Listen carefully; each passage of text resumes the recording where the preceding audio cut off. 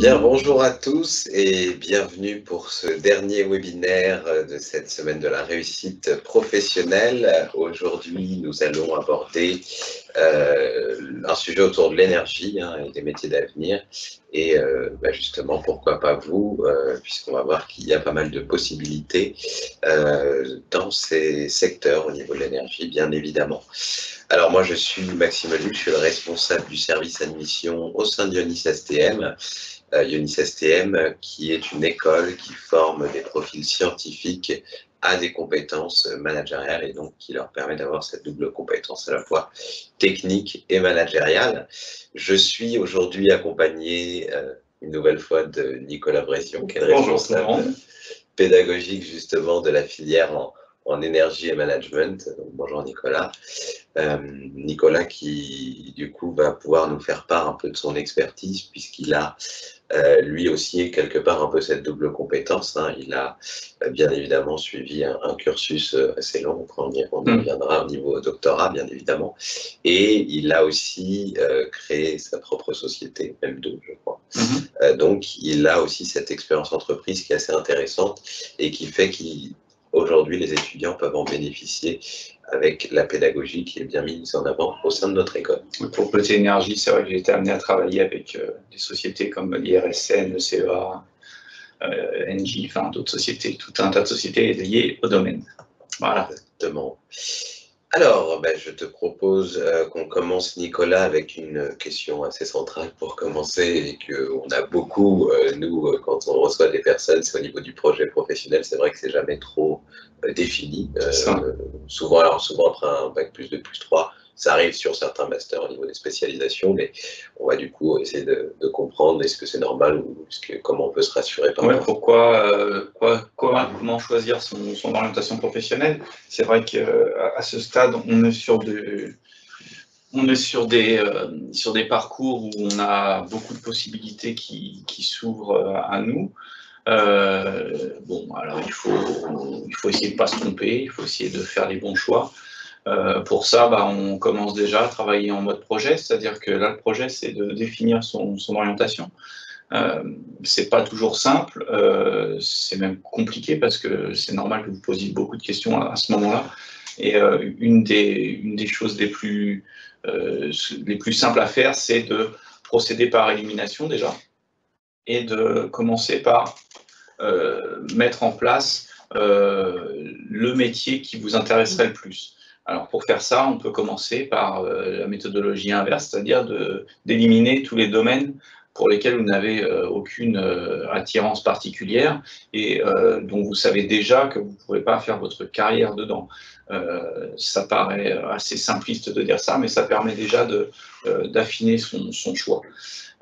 Ensuite, il ne faut pas négliger le fait de bien se connaître soi-même. Il y a beaucoup d'outils qui existent. Maxime, tu connais bien les ProcessCom. Il n'y a pas que ça. Il y a beaucoup d'outils qui existent pour vous permettre, en répondant à toute une série de questions, finalement, de bien déterminer quel type de profil vous avez.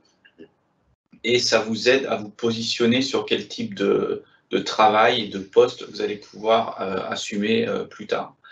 Le dernier point que vous pouvez utiliser pour trouver cette orientation, c'est l'inspiration. Vous pouvez trouver autour de vous des gens dont vous êtes fiers, des gens que vous aimeriez copier au niveau de leur travail, c'est-à-dire des gens que vous pensez être représentatifs de ce qui vous plairait. Ça peut être des gens de votre famille, ça peut être des gens connus que vous ne connaissez pas vous-même, mais qui font des choses qui vous semblent vraiment être gratifiantes. Donc, il ne faut pas hésiter à aller là-dessus. Le dernier point, c'est aussi qu'il ne faut pas négliger le fait que vos amis, votre famille ont une image de vous qui souvent est assez proche et même très proche de la réalité. Et il ne faut pas hésiter à les solliciter aussi pour leur demander dans quoi ils vous verraient, etc. Bon, tout ça, c'est des outils assez classiques, mais qui vont vous permettre d'affiner votre choix d'orientation. Bien sûr. Alors, j'ai juste oublié de préciser que si les personnes qui nous regardent aujourd'hui ont des questions, qu'elles n'hésitent pas à nous poser, parce qu'on peut y répondre bien évidemment au fur et à mesure. Donc, n'hésitez surtout pas à nous poser cette question. Bien sûr. Bon, alors là, on va parler plutôt au niveau de l'orientation, au niveau de l'énergie, pour des personnes d'après un bac +2, +3, vers quelle orientation ils se tournent généralement. Alors, c'est assez large, hein, j'imagine, surtout au niveau de l'énergie. Effectivement, il y a plusieurs cursus. Hein. Bon, il y a la filière universitaire. Quand on est plus axé énergie, c'est vrai qu'on a aussi accès à pas mal de formations professionnalisantes. Bon, c'est vrai que dans notre école, par exemple, beaucoup d'étudiants issus de licences professionnelles s'orientent ensuite vers une formation en alternance ou non d'ailleurs au sein de Ioni System. Mais il y a d'autres choix possibles. Donc il y a les masters spécialisés comme notre école, il y a des masters universitaires, il y a les écoles d'ingénieurs. Et il y a aussi des gens qui souhaitent prendre d'autres chemins et se réorienter. Tout ça va dépendre effectivement de la réflexion que vous allez mettre en place pour affiner votre choix d'orientation professionnelle. Donc, de manière classique, nous, on accueille les gens à partir de bac +2 s'ils intègrent des bachelors. Mais on peut aussi les accueillir à partir de la licence ou même avec un master. L'idée, c'est de savoir vraiment vers quoi vous voulez aller. Si vous voulez travailler dans l'énergie, effectivement, vous n'avez pas besoin d'un master pour être installateur de panneaux photovoltaïques. Par contre, si vous voulez travailler sur la conception, l'ingénierie, l'optimisation de l'énergie, là, il va falloir pousser un petit peu plus les études. Alors, pousser les études, ça peut être jusqu'à aller dans un cursus doctoral pour aller finalement dans la recherche et trouver les solutions de demain pour les énergies actuelles, l'optimisation, l'utilisation des énergies fossiles ou la découverte et l'optimisation des nouvelles énergies. Je ne vais pas les citer ici, hein, mais enfin pas toutes en tout cas, mais voilà, on peut encore beaucoup s'améliorer sur les technologies de photovoltaïque, on peut encore s'améliorer sur les moteurs à hydrogène, il y a plein de choses qui sont en cours de recherche. Mais ce cursus d'excellence, hein, qui est le doctorat qui va permettre d'entrer dans le monde de la recherche, c'est vrai qu'il est très sélectif, encore plus pour les gens qui sont issus de ce milieu énergie, physique, électricité. Donc, on voit sur ce petit graphique que, de toute façon, de manière globale, toutes filières confondues, la proportion des gens qui continuent leurs études après un master diminue assez significativement. On verra plus tard, on donnera plus tard quelques explications chiffrées parce que ça a quand même une relation assez directe avec les possibilités d'insertion professionnelle, en fait. Bien sûr.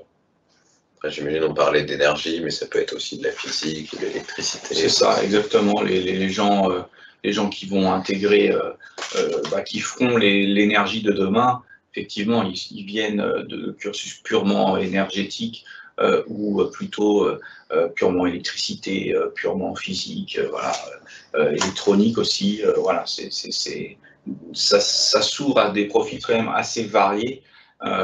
Et ensuite, il y a une spécialisation qui se fait sur le management général de l'énergie. Donc on en revient sur l'insertion professionnelle. Du coup, l'insertion professionnelle, vous avez de multiples possibilités. Pourquoi je vous disais que le doctorat, finalement, qui maintenant est de plus en plus sélectif, n'est plus forcément choisi par les étudiants parce que, en plus d'être sélectif, il ne garantit pas une embauche. C'est là, comme on le voit sur ce histogramme en bleu, c'est le taux finalement de chômage à 5 ans qui est le plus important. Et on voit que quand on sort d'un master général, c'est pareil, on a encore 13% de personnes qui sont au chômage après 5 ans. Après 5 ans avoir obtenu leur diplôme, 9% quand on sort d'une école de commerce, et 8% quand on sort d'une école d'ingénieur. Alors nous, on va, évidemment, c'est tout à notre avantage de montrer ça, mais ce n'est que la vérité. À 5 ans, les anciens de notre école, voilà, on a 0,5% qui, pour des raisons diverses, ne sont pas en embauche. Donc on voit bien qu'il y a quand même une différence très significative. Les taux d'embauche diffèrent énormément et le niveau de responsabilité aussi, la rapidité avec laquelle on peut monter en responsabilité diffère aussi beaucoup en fonction de la formation que vous allez choisir. Évidemment, une formation d'ingénieur pur, c'est-à-dire beaucoup plus technique, va vous permettre de vous ouvrir certains postes qui sont, pour le coup, très techniques, mais ne vous permettront pas une évolution rapide vers des postes à haute responsabilité. Donc là, on a relisté un peu les différents cursus et on peut voir qu'à contrario, effectivement, quand on sort d'une école qui forme à la double compétence, enfin là, c'est les statistiques de notre école, hein, parce que,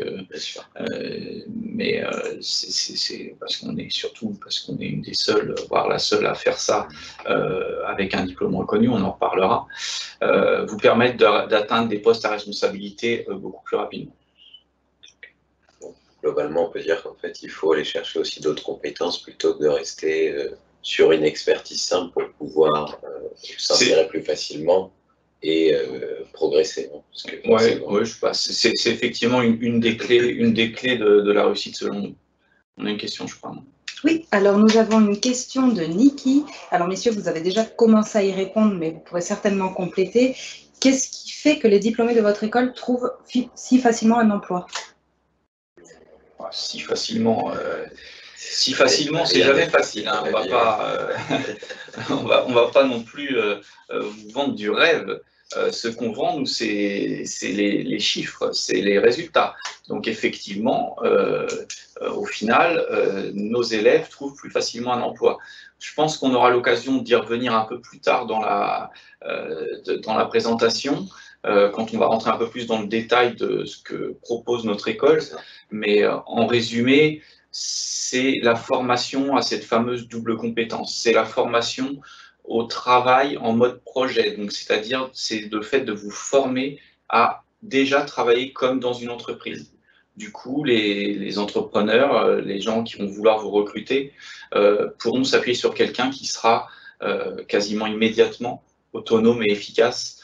Et ça fait une vraie différence. Bien sûr, puis on peut même rajouter que dans le recrutement, notre objectif, c'est finalement que les personnes trouvent un travail en sortie chez nous. Donc, quand on est dans le processus d'admission et dès le recrutement, on va forcément privilégier des personnes qu'on sent qui sont capables de s'insérer, qui vont rentrer dans ce cadre de ce projet, justement.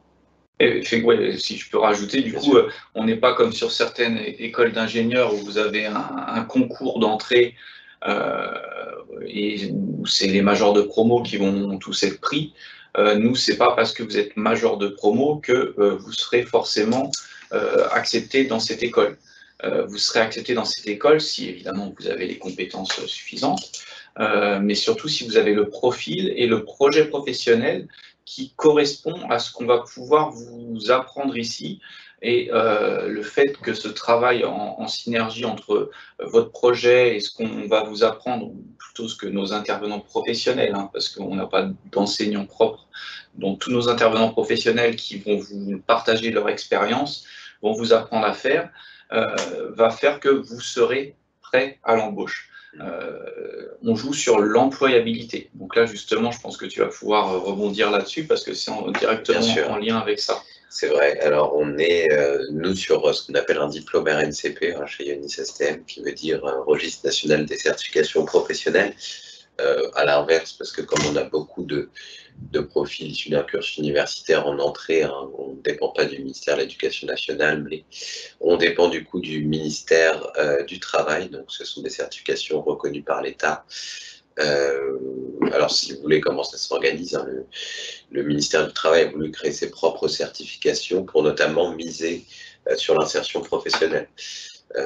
Donc autrement dit, finalement, que les étudiants, quand ils sortent d'un cursus RNCP, ils puissent être directement opérationnels en entreprise, donc acquérir ce qu'on appelle des compétences.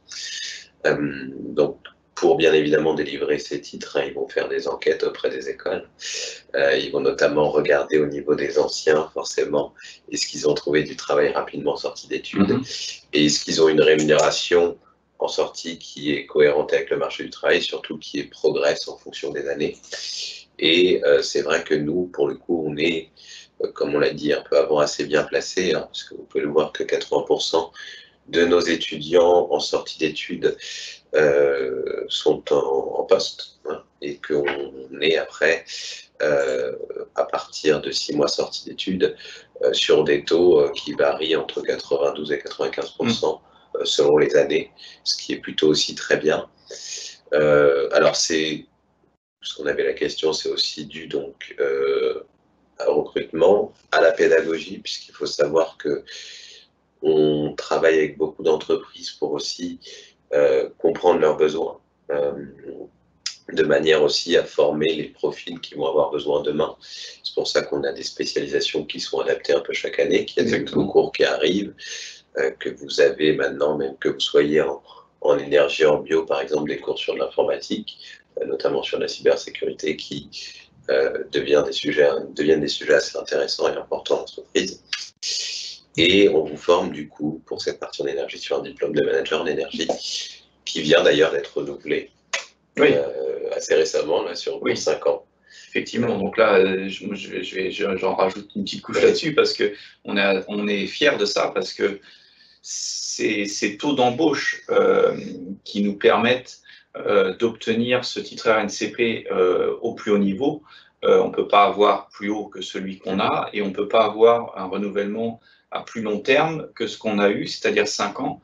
Ça prouve que nos taux d'embauche, l'employabilité de nos étudiants, la qualité de la formation proposée est reconnue par l'État et par le ministère du Travail. Voilà. Donc ça, c'est une vraie fierté. Et bon, tu n'as pas osé le dire, mais moi, tant pis, je le dis.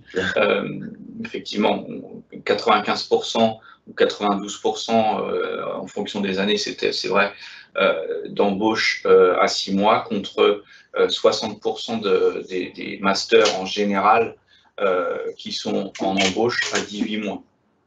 Donc, il y a une vraie différence. Hein. C'est vrai. Je n'avais pas souligné, mais merci, Nicolas, de le faire. La modestie, ça. Exactement.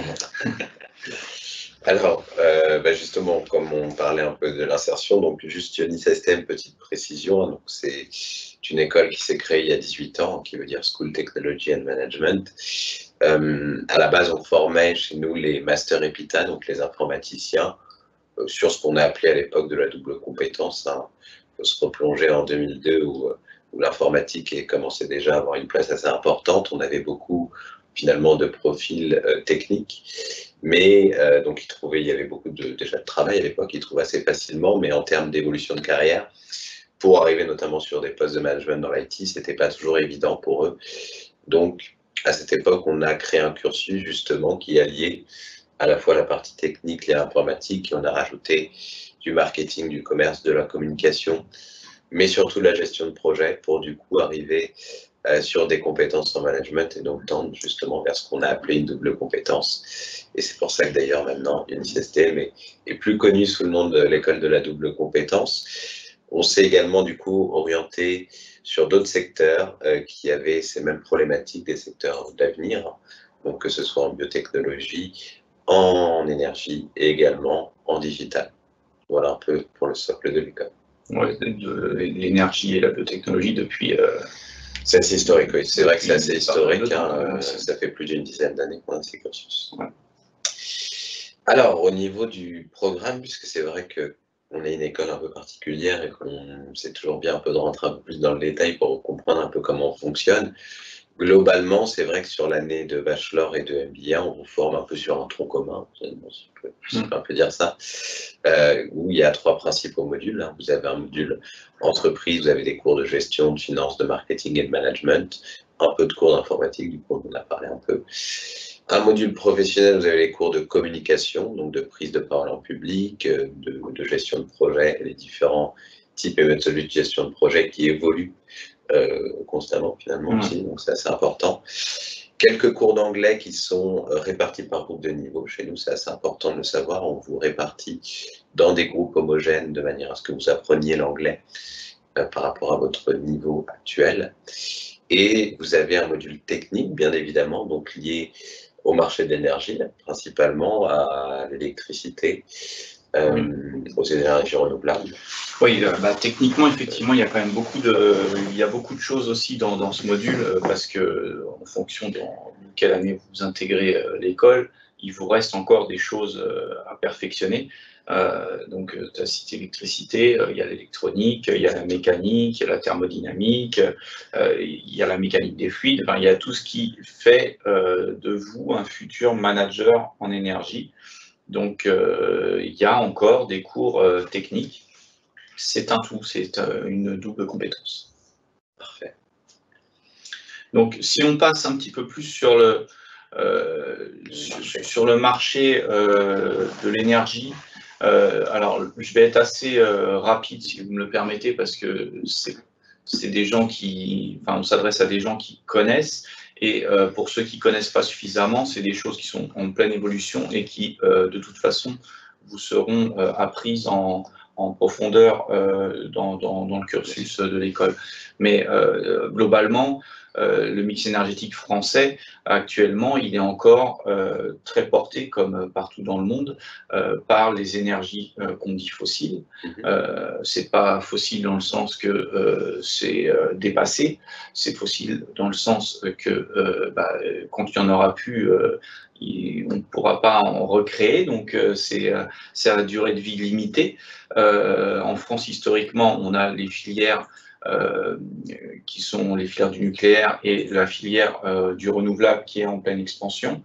Et je pense que c'est plus là-dessus maintenant qu'on va s'orienter. Alors, si on regarde le mix électrique français, là pour le coup, je crois qu'on sait tous que la France a une politique très orientée nucléaire, que cette politique, ces dernières années, est quand même assez remise en cause.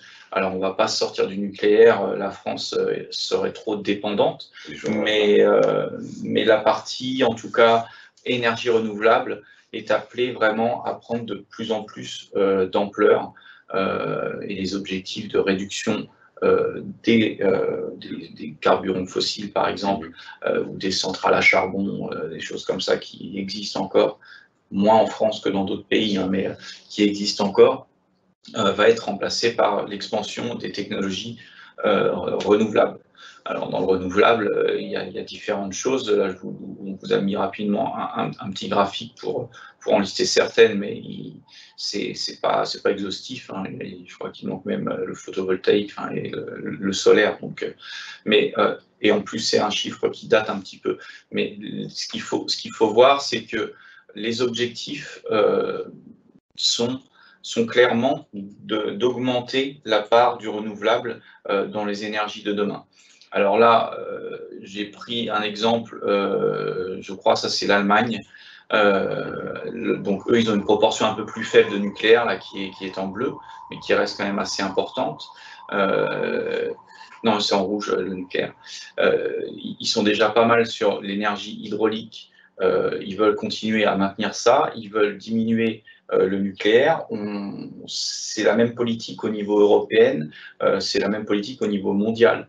Ce qui va se développer le plus, effectivement, c'est tout ce qui est énergie solaire, éolien, biomasse, avec des objectifs qui sont clairement établis dans les différentes commissions. Et on est censé arriver en 2020, donc aujourd'hui, à 20% d'énergie renouvelable. On a vu un petit peu plus haut qu'au niveau de la France, on y était presque, on doit être à 17-18. Qu'à l'horizon 2030, on veut dépasser les 32%. Donc il y a une vraie politique ambitieuse qui vise à développer des métiers qui sont déjà existants, mais à en créer d'autres. Il y a aussi toute la problématique de la relocalisation de la production.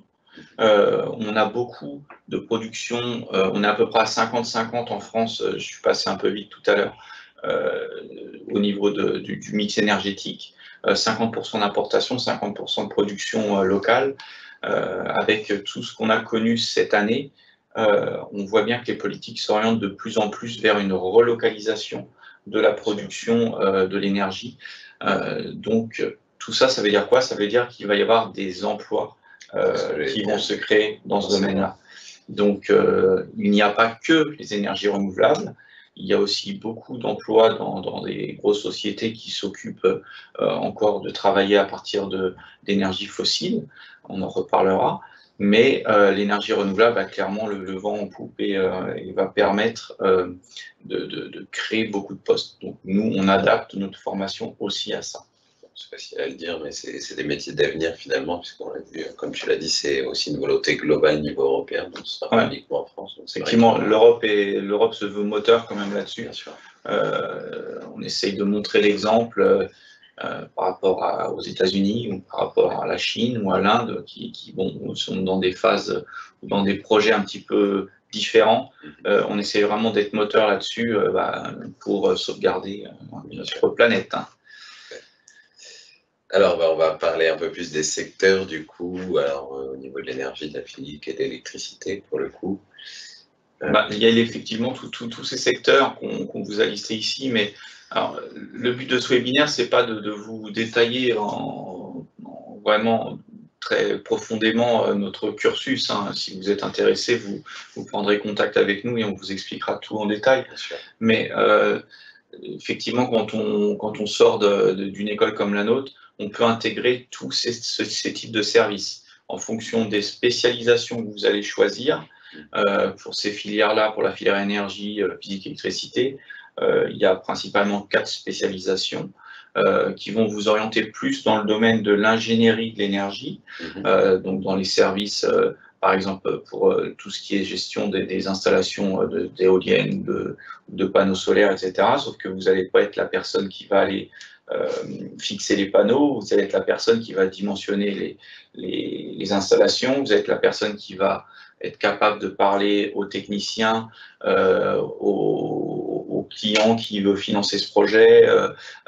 Voilà, vous allez avoir une casquette de chef de projet qui vous permettra de travailler dans cette ingénierie de l'énergie. Donc ça vaut aussi pour les bureaux d'études. Il y a d'autres spécialisations qui sont plus axées, on a une autre spécialisation qui est plus axée marketing, où là on forme des gens à la technique dans l'énergie, ils savent de quoi ils parlent, mais ils savent aussi comment mettre en valeur les nouvelles solutions, les nouveaux produits qui sont disponibles. On a ensuite des spécialisations plus orientées informatiques, comme on en a parlé tout à l'heure. Il ne faut pas négliger que la digitalisation de notre monde en général n'épargne pas, bien au contraire, le monde de l'énergie. C'est un moyen, ou c'est même peut-être un des meilleurs moyens d'aller sur notre dernière spécialisation, qui est celle de l'optimisation de l'énergie. Comment faire en sorte de consommer moins, de consommer mieux, de consommer plus propre. Voilà. Donc, en gros, on a 4 spécialisations qui vous permettront d'intégrer ces différents types de départements dans des sociétés liées à l'énergie au sens large. C'est ça, et d'avoir finalement une vision globale sur les projets, comme tu l'as dit. Oui, les chefs de projet. Ici, chez nous, on sort manager en énergie, on sort comme chef de projet. On peut parler des métiers, justement. Alors, on n'a pas mis une liste exhaustive, j'imagine, mais au niveau des spécialisations, il y a forcément des métiers qui vont amener à différentes choix selon les spécialisations. Ouais, là, du coup, on a relisté les 4 spécialisations que je vous ai présentées très rapidement avant. Et les métiers qu'on a mis, c'est des exemples, mais c'est des exemples de métiers dans lesquels des élèves qui sont passés par notre école travaillent aujourd'hui. Donc voilà, si vous êtes plus dans l'ingénierie de l'énergie, vous êtes plus responsable contrôle qualité, responsable d'études et projets. Si vous êtes plus dans le management et l'informatique, vous allez pouvoir être les responsables de nouvelles technologies, conseiller sur le choix des technologies justement et de l'information, sur les systèmes d'information à mettre en place. Voilà, c'est du technico-fonctionnel aussi parce qu'il y a besoin de ça. Pour tout ce qui est marketing, évidemment, voilà, vous sortez sur des postes de chargé d'études, d'ingénieur d'affaires, notamment. Et enfin, sur la spécialisation de l'optimisation de l'énergie, bah là, on va former des gens qui vont, pour une bonne partie d'entre eux, être amenés à être des responsables pour gérer l'efficacité énergétique d'un bâtiment, à mener des audits. Donc à moyen terme, il y en a beaucoup aussi qui deviennent finalement des consultants qui vont pouvoir conseiller les sociétés sur telle ou telle approche leur permettant de faire des économies d'énergie et d'optimiser l'utilisation de la solution qu'ils auront choisie. Donc là, je te laisse en parler, mais... Oui, alors c'est forcément quelques exemples d'entreprises. Alors, on dira partenaires. Alors, une entreprise partenaire, comme on le dit souvent, ce sont des entreprises qui prennent ou qui embauchent nos étudiants. Donc, ce sont aussi des entreprises où les anciens de chez nous travaillent. Il y a forcément des grands noms qui sont affichés ici à l'écran, mais on travaille aussi avec d'autres sociétés un peu plus petites, des startups, qui aussi souvent peuvent être intéressants pour certaines personnes qui veulent aussi prendre part à un nouveau projet et pouvoir s'insérer un peu dans la durée et aussi apprendre pas mal de choses. C'est vrai, dès qu'on est dans le mode startup, finalement, on n'est pas lié à une seule tâche. Hein. Donc c'est aussi cette double compétence qui est mise en avant. Mais bien évidemment, il y a aussi pas mal de possibilités, hein, comme on le voit à l'écran. Mais bon, pas exhaustif. Oui, on a mis les grands noms, effectivement, mais voilà, on a énormément de partenaires, on a énormément de possibilités de déboucher au niveau des stages parce qu'on a plein d'outils qu'on n'a pas trop cités là, mais c'est vrai. Voilà, vous avez la possibilité par le biais de job dating, par le biais de notre réseau d'anciens, voilà, aussi un career center, un site dédié pour des offres qui sont ciblées, qui sont sélectionnées par les responsables pédagogiques pour vous permettre de trouver plus facilement des stages, parce que c'est aussi comme ça qu'on rentre sur le marché du travail, en faisant des stages qui sont significatifs et qui permettent de valoriser votre CV. Donc tout ça, ça se passe avec entre autres ce type d'entreprise qui est partenaire. Qui fait que l'insertion est bonne. Oui. Eh bien, cela rejoint justement la question d'Angélique, qui nous dit « Bonjour messieurs et merci pour cette présentation. J'ai une licence en physique, mais je n'ai jamais fait de stage et j'ai peur de ne pas en trouver. Est-ce que vous aidez les étudiants à en trouver ?» Alors oui, on va rentrer dans le détail du coup pour le coup, et je pense qu'on est assez concerné dans ce cas cette année, parce que c'est quand même une année, on va pas se le cacher, mais tout le monde est au courant, assez particulière. Hein. Donc nos étudiants cette année ont mis un peu plus de temps à trouver un stage pour les bachelors et les M1, puisqu'ils devaient trouver leur stage avant début juillet. Ouais, c'est ça. Alors globalement, ce qui se met dans le cas, donc vous avez bien évidemment un accompagnement dès le début, hein, qui est supervisé par Nicolas Bréville, du coup qui va valider un projet pro avec vous, qui est assez important aussi, vous donner des premières orientations sur le CV. Il y a aussi des cabinets de recrutement qui viennent à l'école qui vont vous faire passer des simulations d'entretien pour vous préparer un peu à cette deuxième partie et surtout des entretiens sur votre secteur. Donc on l'a dit globalement, on a des événements, vous avez ce qu'on appelle le forum entreprise, où là ce sont des entreprises qui viennent directement à l'école justement pour proposer des offres. Le job dating qui est assez intéressant, où là c'est un peu différent, ce sont des anciens de chez nous qui viennent à votre rencontre, soit pour vous proposer des offres, soit pour vous mettre en relation avec des personnes qui sont en charge du recrutement au sein de leur société, mais également vous parler métier, puisqu'ils sont en poste, donc c'est assez intéressant d'avoir un retour d'expérience sur leur métier. On l'a dit, donc on a un Career Center, donc on reçoit des offres où vous pouvez également y postuler. Et donc Déjeuner. cette année, oui, pardon. Et déjeuner aussi, non, avec les anciens qui viennent des fois. Non, Oui, les cafés carrières. les cafés Les carrières. cafés carrières, en effet. C'est ça.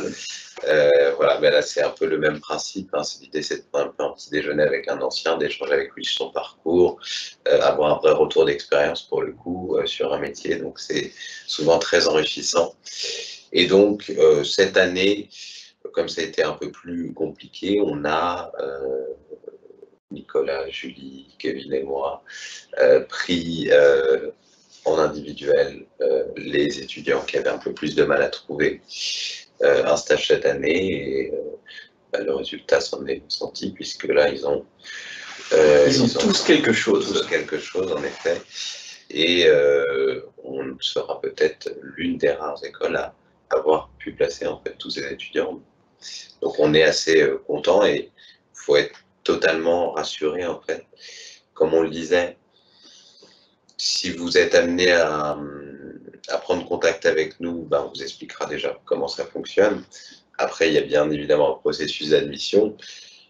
On a déjà forcément une première sélection à ce niveau-là, puisque vous l'avez vu qu'on est RNCP, on a des bons taux d'insertion.